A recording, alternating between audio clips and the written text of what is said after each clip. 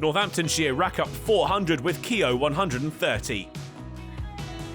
It hasn't been quite the season either of these two sides were looking for. Warwickshire, the champions, yet to really hit their stride with just one win so far.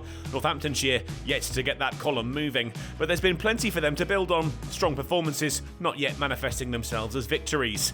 It was the title holders who landed the first blow though, Northamptonshire electing to bat first but losing their captain early, a regulation catch for Sibley off the bowling of Brooks.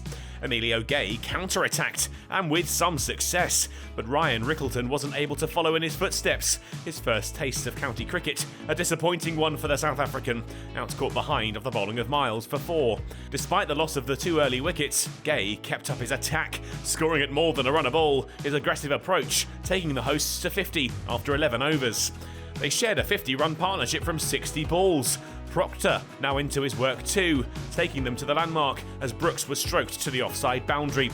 Gay kept it up, only slowing as he neared his 50, a mark he reached with his 8th 4 of the innings, up to the half-century of 62 balls. Proctor took Northamptonshire to 100 runs with a flick off the pads for 1.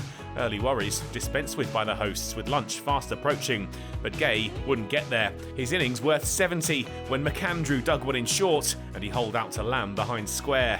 Keogh and Proctor stuck together through to lunch. The score, a decent 124 for 3. Keogh was the man in the spotlight after the break, batting with real intent with 3 boundaries and 1 miles over, taking him to within touching distance of a half-century. The same couldn't be said for Proctor though.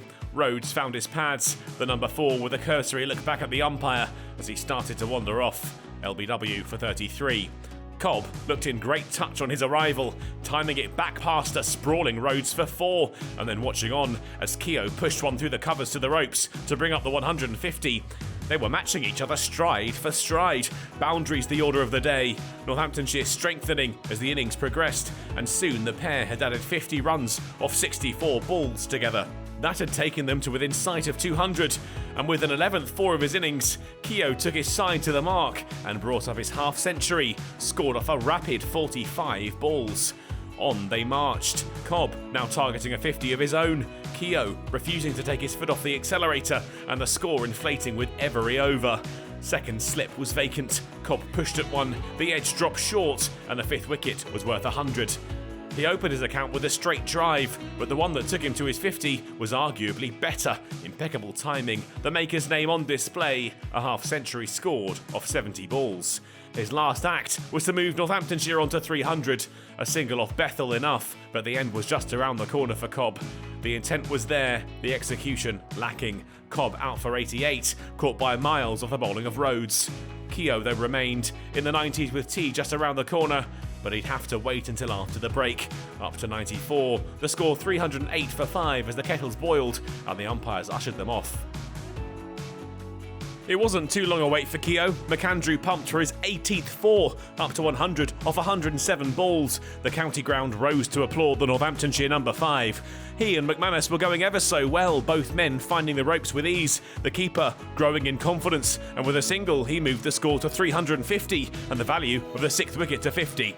400 was well within their capabilities before the end of the day, but they would be separated on 377. Keogh followed Brooks' delivery. Sibley held on, and his wonderful innings came to an end on 130 off 155.